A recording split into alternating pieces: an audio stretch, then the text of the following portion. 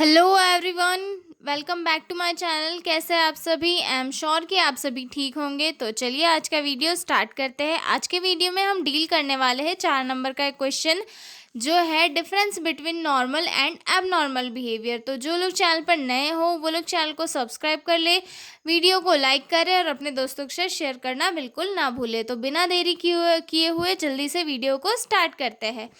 तो मैंने यहाँ पर जो है कॉलम के इसमें डिफरेंस लिखा है। जैसे हम लिखते हैं फर्स्ट, इसमें बेसिस लिखा है कि हम किस बेस पे जो है नॉर्मल और एबनॉर्मल बिहेवियर को डिफरेंशिएट कर रहे हैं। सेकंड कॉलम में लिखा है नॉर्मल बिहेवियर, देन थर्ड में है एबनॉर्मल बिहेवियर। ठीक है, तो फर्स्ट में देखते हैं इमोशनल कंट्रोल। तो अगर नॉर्मल बिहेवियर है तो उस टाइम पे इमोशनल कंट्रोल जो है अकॉर्डिंग टू सिचुएशन होगा। मतलब सिचुएशन को देखते हुए जो पर्सन है वो अपने इमोशंस को कंट्रोल करेगा। यानी कि अगर कोई सैड मोमेंट चल रहा है या फिर सैड सिचुएशन चल रही है तो वहाँ पे ये जो नॉर्मल पर्सन रहेगा जिसका बिहेवियर नॉर्मल है वो वहाँ पर जाके सैड होगा, मतलब चिल्लाएगा नहीं, हैप्पी नहीं होगा, हंसेगा नहीं। और वहीं पर अगर हम देखें कि एबनॉर्मल बिहेवियर वाला पर्सन वहाँ पे ओवर रिएक्ट करेगा या फिर अंडर एक्ट करेगा इमोशनली, या फिर हंसने लगेगा या अदर कोई एक्टिविटीज़ करने लगेगा। तो ये सारी चीज़ें जो है एबनॉर्मल बिहेवियर में इंक्लूड होती है और चीज़ों को सिचुएशन के अकॉर्डिंग हैंडल करना एक नॉर्मल बिहेवियर के अंदर इंक्लूड होती है। ठीक है, उसके बाद आ जाते हैं सेकंड पॉइंट पे जो है एडजस्टमेंट टू स्ट्रेस। यानी कि जो नॉर्मल बिहेवियर है उसमें चेंजेस या फिर स्ट्रेस को लेके कैसे हैंडल किया जा सकता है। तो अगर कोई नॉर्मल पर्सन है वो स्ट्रेस को अडॉप्ट करेगा अच्छे तरीके से और उसके लाइफ में जो भी चेंजेस हो रहे हैं उन्हें भी अडॉप्ट करेगा और उन्हें समझ के आगे अपनी लाइफ स्पेंड करने की कोशिश करेगा। वहीं पे अगर एबनॉर्मल बिहेवियर है कहीं किसी का तो वो नए एटमॉस्फेयर को, नए चेंज को लाइफ में हैंडल नहीं कर पाएगा। एनजाइटी होगी, उससे फियर होगा, लोगों से डर लगेगा। तो ये सारी चीज़ें जो है एबनॉर्मल बिहेवियर के अंदर इंक्लूड होगी। उसके बाद थर्ड पॉइंट आते हैं सोशल रिलेशनशिप। नॉर्मल बिहेवियर में सोशल रिलेशनशिप बनेगा, मेंटेन होगा, हेल्थी सोशल रिलेशनशिप फॉर्म होगा और लोगों के साथ अंडरस्टैंडिंग आईपीआर बिल्ड होगा। वहीं पे अगर किसी का एबनॉर्मल बिहेवियर है तो वहाँ पर जो है वो सोशल कनेक्शन नहीं बना पाएगा किसी के भी साथ में, उसे स्ट्रगल करना पड़ेगा किसी से भी इंटरेक्ट करने में और खुद को या तो वो आइसोलेट कर लेगा या फिर लोगों से फाइट करने लगेगा। ठीक है, एबनॉर्मल बिहेवियर के अकॉर्डिंग। फिर उसके बाद फोर्थ पॉइंट देखते हैं reality perception.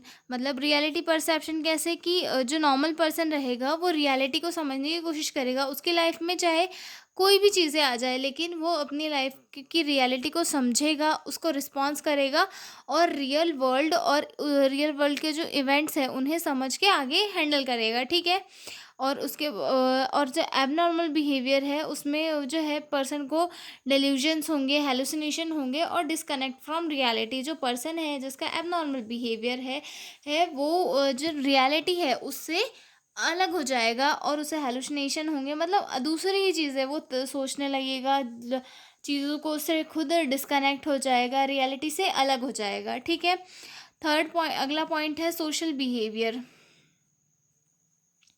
Behave in socially accepted and lawful way. मतलब नॉर्मल बिहेवियर में जो पर्सन है वो एक अच्छे से बिहेव करेगा और कानून का जो यूज़ होता है, कानून का जो यूज़ होता है या फिर कानून को मानना होता है वो उस तरीके से अपनी लाइफ को स्पेंड करेगा। मतलब सोसाइटी में रह के सोसाइटी के लॉ रूल्स उन सारी चीज़ों को मानकर जो है समझ कर अपनी लाइफ स्पेंड करेगा। और वहीं पे जो जिस पर्सन का एबनॉर्मल बिहेवियर है वो रूड रहेगा और हार्मफुल बिहेव करेगा लोगों के साथ, जो लॉ है उसे नहीं मानेगा और लोगों के साथ हमेशा जो है एग्रेसिव रहेगा जिससे कि वो सोसाइटी से डिस्कनेक्ट होगा। ठीक है, उसके बाद सेल्फ केयर। नॉर्मल बिहेवियर वाला पर्सन अपना सेल्फ केयर, हाइजीन जो है मेंटेन करेगा और इन सारी चीज़ों को वो अपनी लाइफ में इम्पोर्टेंस भी देगा। और वहीं पे अगर किसी पर्सन का एबनॉर्मल बिहेवियर है तो वहाँ पर जो है वो अपनी जो सेल्फ केयर है उसे इग्नोर करेगा, क्लीनलीनेस नहीं रखेगा या फिर क्लीनलीनेस रखेगा तो उसे उस पे ज़्यादा फोकस करेगा, तो मतलब ये सारी चीज़ें जो है एबनॉर्मल बिहेवियर के अंदर आएगी, ठीक है। थिंकिंग प्रोसेस कैसी होगी? एक नॉर्मल बिहेवियर वाले पर्सन की जो थिंकिंग प्रोसेस है वो एक लॉजिकली होगी, मतलब वो किसी लॉजिक के अकॉर्डिंग अपनी थिंकिंग प्रोसेस देगा और एक क्लियर डिसीजन लेगा जिसके थ्रू सोसाइटी का भला हो या फिर उसका कोई भी भला हो, ठीक है। और अगर कोई पर्सन एबनॉर्मल बिहेवियर वाला है, ही हैज़ डिसऑर्गेनाइज्ड और इरिटेशनल थॉट्स, मतलब वो जो पर्सन एबनॉर्मल बिहेवियर वाला है उसकी जो थॉट प्रोसेस है वो डिसऑर्गेनाइज्ड होगी, उसे इरिटेशन होगा थॉट्स को लेकर और चीज़ों में वो हमेशा डिस्टर्ब रहेगा, ठीक है। अगला पॉइंट देखते हैं, इमोशनल अप्रोप्रिएटनेस, मतलब जो पर्सन जिसका नॉर्मल बिहेवियर है वो इमोशनली उसकी जो स्ट्रेंथ है वो इंक्रीज रहेगी, मतलब अच्छी रहेगी और जो सिचुएशन है उससे मैच मैच होती रहेगी। वहीं पे अगर कोई पर्सन एबनॉर्मल बिहेवियर वाला है तो उसकी जो इमोशनल एक्टिविटीज़ होगी वो सिचुएशन से बिल्कुल अलग होगी, ठीक है। उसके बाद आगे देखते हैं बायोलॉजिकल फंक्शनिंग। बायोलॉजिकल फंक्शनिंग में जो नॉर्मल पर्सन है वो नॉर्मल स्लीप लेगा, एपेटाइट मतलब उसे नॉर्मल स्लीप, उसका भूख का टाइम अलग, वो एक नॉर्मल तरीके का रहेगा, एनर्जी लेवल अलग रहेगा, एक नॉर्मल एनर्जी लेवल रहेगा।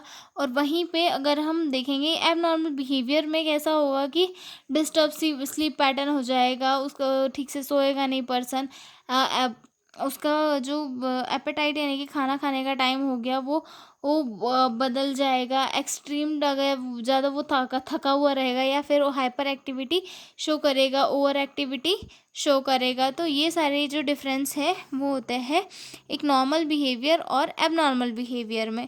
10th पॉइंट आता है moral and cultural values.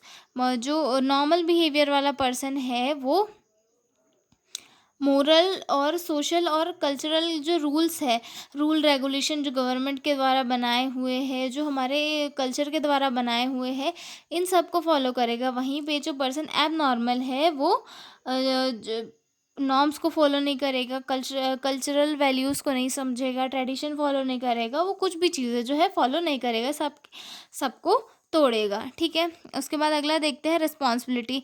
Take responsibility for action and decision, मतलब जो नॉर्मल बिहेवियर वाला पर्सन है वो एक रिस्पॉन्सिबिलिटी लेगा चीज़ों की, अच्छे से एक्शन करेगा चीज़ों को लेकर, डिसीजन लेगा और अच्छे से अपनी लाइफ में एक पॉजिटिव वर्क करेगा। और जो एबनॉर्मल वाला पर्सन है वो दूसरों को चीज़ों के लिए ब्लेम करेगा और जो रिस्पॉन्सिबिलिटीज़ लेने से हमेशा डिनाई करेगा और अपने ऊपर आने वाली जो भी रिस्पॉन्सिबिलिटीज़ है उनसे डरकर भागने की कोशिश करेगा। तो ये सारी चीज़ें जो है एबनॉर्मल बिहेवियर के अंदर इंक्लूड होती है, ठीक है। अगला पॉइंट है कम्युनिकेशन स्किल। तो नॉर्मल पर्सन की जो कम्युनिकेशन स्किल होगी वो एक क्लियर कम्युनिकेशन प्रोसेस होगी, वो एक दूसरे से क्लियरली बात करेंगे और एक दूसरे से जो है वो अच्छे से आईपीआर मेंटेन करते हुए इंटरकनेक्टेड रहेंगे। वहीं पे अगर जो एबनॉर्मल बिहेवियर वाला पर्सन है तो ये तो वो बोलेगा तो बहुत ज़्यादा बोलेगा, या तो बोलेगा ही नहीं, तो और अगर बात भी थोड़ी बहुत करेगा तो कंफ्यूज वे में करेगा। तो ये सारी चीज़ें जो है एक एबनॉर्मल बिहेवियर वाले पर्सन में देखी जा सकती है, ठीक है। अब प्रॉब्लम सॉल्विंग एबिलिटी, एक नॉर्मल बिहेवियर वाले पर्सन की प्रॉब्लम सॉल्विंग एबिलिटीज़ जो है वो अच्छी रहेगी दूसरे अदर पर्सन से, क्योंकि इसके पास जो है एक थिंकिंग करने के लिए एक अच्छा ब्रेन होगा और जो है एक लॉजिकल वे से वो प्रॉब्लम को सॉल्व कर पाएगा। वहीं पे अगर हम देखें कि जो एबनॉर्मल बिहेवियर वाला पर्सन है वो प्रॉब्लम्स को अच्छे से सॉल्व नहीं कर पाएगा और छोटी छोटी चीज़ों में पैनिक हो जाएगा, इरिटेट हो जाएगा चीज़ों को और ना तो प्रॉब्लम को समझ पाएगा ना ही उनका सोल्यूशन निकाल पाएगा, ठीक है। तो ये डिफरेंस था एक नॉर्मल बिहेवियर और एबनॉर्मल बिहेवियर में, ठीक है। आई एम श्योर कि आपको ये क्वेश्चन जो है समझ में आया होगा। तो हम मिलते हैं अगले वीडियो में एक नए क्वेश्चंस के साथ। तब तक के लिए बाय बाय। और हाँ, प्लीज़ मुझे कमेंट में ये ज़रूर बताएं कि आपको वीडियो कैसा लगा और क्या आपके लिए हेल्पफुल था या नहीं। प्लीज़ कमेंट में मुझे बताएं, ठीक है। तो तब तक के लिए बाय बाय, मिलते हैं अगले वीडियो में। Thank you for watching.